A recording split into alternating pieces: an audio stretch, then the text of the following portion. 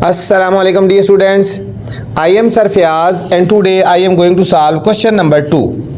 Student question number 2 है find C minus D and D minus C.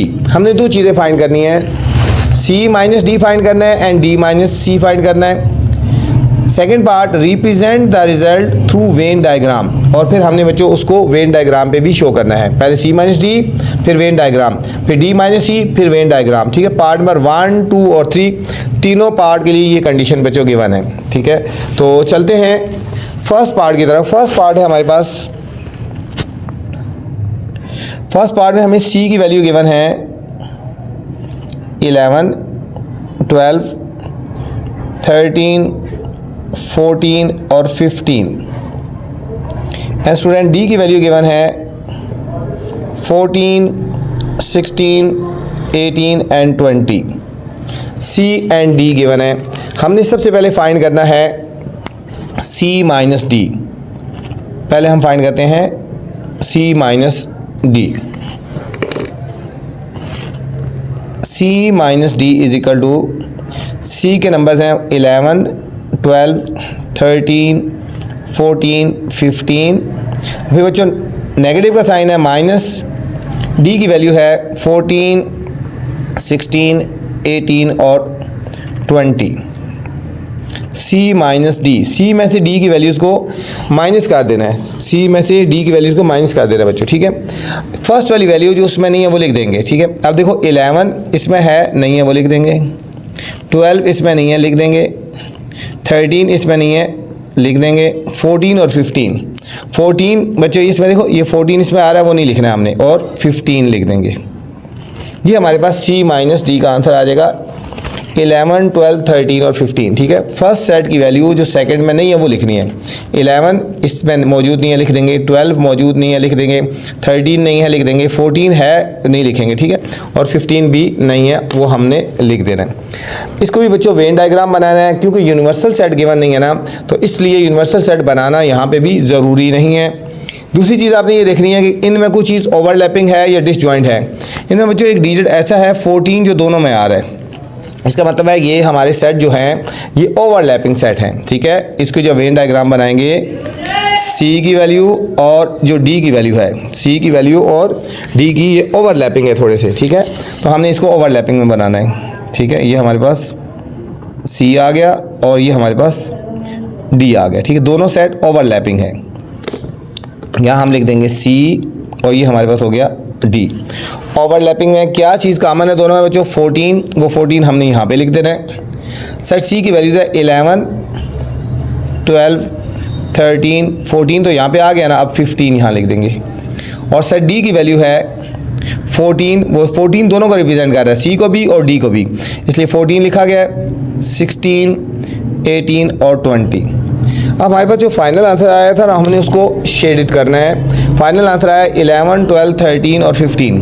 देखो 11, 12, 13 और 15, ये वाला हमारे पास पोर्शन जो है ना, ये वाला यहाँ से लेकर यहाँ तक ये वाला जो पोर्शन है ये हमारे पास है C माइनस डी वाला, ये वाला पोर्शन रिप्रेजेंट कर रहा है. तो ये हमारे पास हो गया. ठीक है, तो यहाँ हमने इसका हमने बॉक्स बना लेंगे और हमने ये लाइन रिप्रेजेंट कर दी है कि ये वाली जो लाइंस हैं ये इसको रिप्रेजेंट कर रही है. ठीक है, ये हॉरिजॉन्टल लाइंस हैं. ठीक है, हॉरिजॉन्टल लाइन ये हमारे पास C माइनस डी को रिप्रेजेंट कर रही है. ये हमारे पास फाइनल आंसर आ गया. अब हमने फाइंड करना है D माइनस सी बच्चों, D माइनस सी. तो सेम इसी तरह पहले हम लिखेंगे D की वैल्यू, फिर माइनस C की वैल्यू. D के एलिमेंट है 14, 16, 18 और 20. माइनस C की वैल्यूज़ हैं 11, 12, 13, 14 and 15. D minus C is equal to, अब बच्चों D के जो एलिमेंट C में नहीं है वो लिखने हमने. देखो 14 इसमें है, 16 नहीं है, 16 फिर 18 और 20, 16, 18 और 20 नहीं है. अब हमने इसी पार्ट को वेन डायग्राम में भी रिप्रेजेंट करना है. यूनिवर्सल सेट नहीं है तो इसलिए हमने यूनिवर्सल सेट बनाने की ज़रूरत नहीं है. ये C और ये D है बच्चों. सेम डायग्राम तो सेम है, कलरिंग चेंज हो जाएगी. ठीक है, कॉमन पोर्शन ये आ गया 11, 12, 13, 15, यहाँ आ गया 16, 18 और 20। हमारे पास फाइनल आंसर था 16, 18 और 20। अब 16, 18 और 20 किधर है? यहाँ पे ये रिप्रेजेंट कर रहा है, ये वाला पोर्शन 16, 18 और 20, ये वाला जो पोर्शन है ये रिप्रेजेंट कर रहा है। तो ये हमारे पास बच्चों फाइनल आंसर आ जाएगा इसका, ठीक है। तो हम इसके सामने ब्लॉक बना के तो हम उसके अंदर लिख देंगे कि ये जो लाइन है हॉरिजॉन्टल लाइन जो है ये रिप्रेजेंट कर रही है C माइनस D को रिप्रेजेंट कर रही है बच्चों। ये था हमारे पास फर्स्ट पार्ट था। स्टूडेंट सेकंड पार्ट है। अच्छा, सेकंड पार्ट में जाने से पहले आपसे गुजारिश है, अगर आप चैनल पे नए हैं तो चैनल को लाइक करना है आपने, सब्सक्राइब करना है और दोस्तों के साथ शेयर भी करना है, ठीक है ना, ताकि जो नई वीडियो बनाऊँ बर वक्त आप तक पहुँचे। वीडियो पूरी देखा करें, वीडियो के अंदर ऐसी ऐसी चीज़ें बताई जाएंगी जो आज तक किसी टीचर ने आपको नहीं बताई। तो चलते हैं सेकेंड पार्ट की तरफ। C की वैल्यूज़ हैं बच्चों -1, -2 एंड -3 एंड D की वैल्यूज़ हैं 0, -1, -2, -3, -4 एंड -5। ये C हो गया और D हो गया। अभी हमने सबसे पहले फाइंड करना है C minus D। C minus D पहले फाइंड करेंगे। C minus D is equal to, C के एलिमेंट है -1, -2 और -3, माइनस D के एलिमेंट है 0, -1, -2, -3, -4 एंड -5। इनको बच्चों सब्ट्रैक्ट करना है C माइनस D। C के वो एलिमेंट जो D में नहीं है वो लिखने हैं हमने, ठीक है। -1 भी इसमें है, देखो ये वाली वैल्यू भी इसमें है, -1, -2 भी है और -3 भी है। तो यहाँ कुछ भी एलिमेंट इसका नहीं बचा, तो ये हमारे पास एम्प्टी सेट आ जाएगा। ये हमारे पास बच्चों एम्प्टी सेट आ जाएगा। अब हम इनकी वेन डायग्राम बनाएंगे। वेन डायग्राम बनाने से पहले बच्चों चेक करेंगे। अब देखो C और D की वैल्यू में ओवरलैपिंग है या डिसजॉइंट है बच्चों। अब देखो -1, -2, -3 ये तीनों एलिमेंट इसके अंदर मौजूद है। इसका मतलब C जो है वो D का सबसेट है। C D का सबसेट है, तो इसके C D का सबसेट है, तो ग्रेटर सेट हमारे पास बच्चों D हो गया ना। ये सेट हमारे पास D है, ये D को रिप्रेजेंट कर रहा है और C जो है वो सबसेट है। C इसके अंदर बनाएंगे हम बच्चों, C क्योंकि सबसेट है ना D का, ठीक है। पहले हम C की वैल्यू लिखते हैं। C की वैल्यू है -1, -2 और -3, -1, -2 और -3 और D की वैल्यू है बच्चों, ठीक है, 0। अब ये वैल्यू जो है ना ये D को भी रिप्रेजेंट कर रही है। 0, -1, -2, -3 लिख दिया ना, -4 और -5। ये आ गया C और D। अब हमारे पास आंसर क्या था? C माइनस D का एम्प्टी सेट था। तो यहाँ पे मतलब किसी पोर्शन में भी कलर नहीं करना, इसको ऐसे ब्लैंक छोड़ देना है। यहाँ पे किसी में भी कलर नहीं करना क्योंकि एम्प्टी है ना, इसलिए यहाँ में कोई भी आंसर नहीं आएगा। इसलिए यहाँ पे यही फाइनल आंसर है इसका, ठीक है। शेडिंग नहीं होगी कहीं भी। अब C माइनस D था, अब हम करेंगे D माइनस C।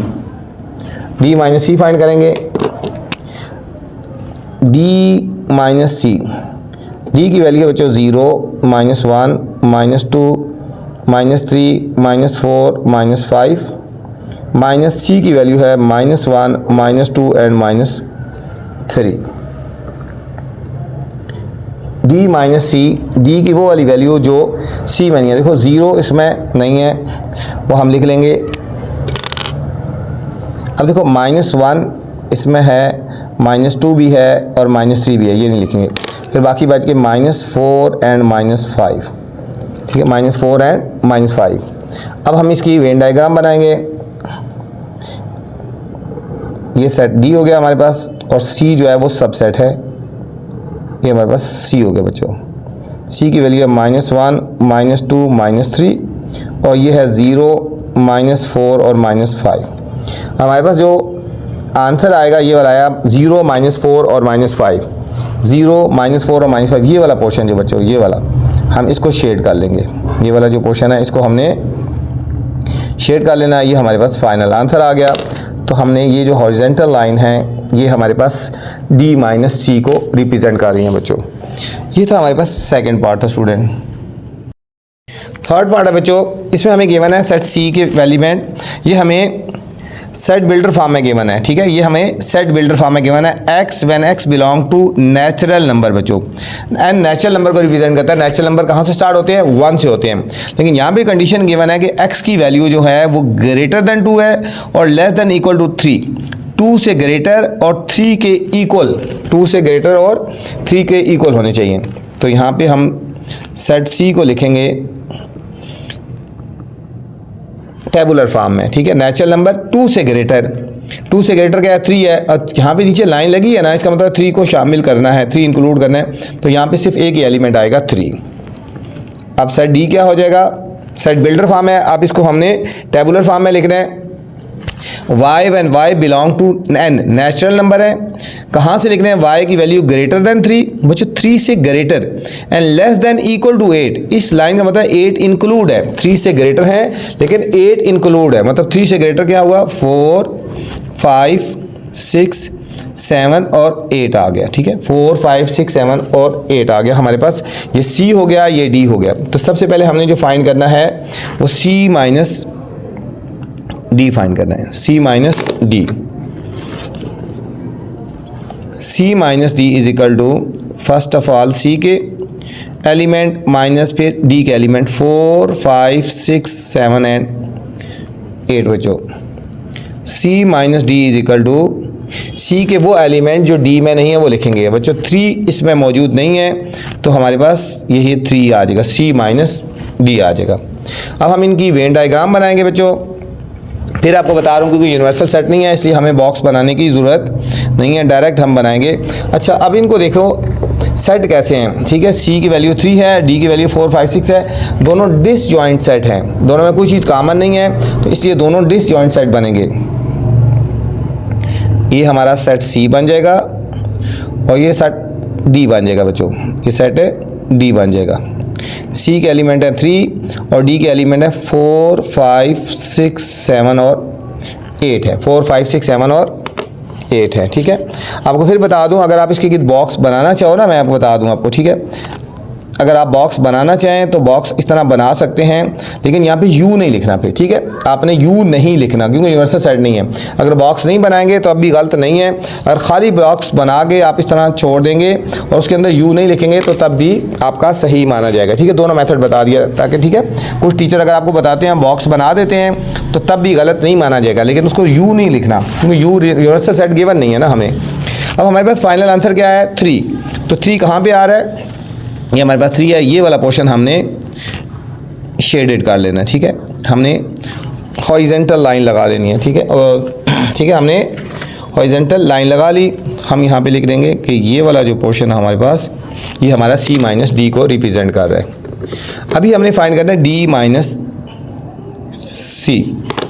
तो बच्चों सेम उसी मेथड से D माइनस C, सबसे पहले हम D के एलिमेंट्स लिखेंगे 4, 5, 6, 7 और 8 माइनस C के एलिमेंट हैं 3। अब D माइनस C, D के वो वाली एलिमेंट जो C में नहीं है वो लिखेंगे। देखो 4 इसमें नहीं है, लिख देंगे। 5 इसमें नहीं है, लिख देंगे। 6 भी लिख देंगे, 7 भी लिख देंगे और 8 भी लिख देंगे। अब इसकी भी वेन डायग्राम बनाएंगे। ये हमारे पास C हो गया, ये हमारे पास D हो गया, ठीक है। C आ गया 3, इसकी D के लिए 4, 5, 6, 7 और 8, ठीक है। इसमें भी मैं इसी तरह बॉक्स बना देता हूँ ताकि ये आप देख लें। अगर बनाना चाहें तो फिर बना सकते हैं, ना बनाना चाहें तो तब भी गलत नहीं है। अगर बनाएंगे तो U नहीं लिखना यहाँ पे, ठीक है। ये आपको समझाने के लिए लिखा है, ठीक है, ताकि आप बनाना चाहें तो तब भी बना सकते हैं लेकिन U नहीं लिखना। अब हमारे पास आंसर क्या है? 4, 5, 6, 7, 8। 4, 5, 6, 7, 8 ये वाला पोर्शन है बच्चों, इसको हमने शेडेड कर देना है। ये हमारा शेडेड कर दें। ये हमारे पास हॉरिजेंटल लाइन आ गई, ठीक है। तो हम यहाँ पे बॉक्स बना के तो हम ये वाला शेडेड कर लेते हैं, ठीक है। ये था हमारे पास बच्चों थर्ड पार्ट क्वेश्चन नंबर 2 का। इस वीडियो में बच्चों मैंने क्वेश्चन नंबर 2 बनाया है। अगर आपने इससे नेक्स्ट वाले क्वेश्चन देखने हैं या इससे स्टार्ट वाले क्वेश्चन देखने हैं तो मेरी नेक्स्ट वाली वीडियोस देख सकते हैं। आपसे गुजारिश है अगर वीडियो पसंद आए तो कमेंट्स लाजमी करना है, दोस्तों के साथ भी शेयर करना है। अपना ख्याल रखना बच्चों। अल्लाह हाफिज़।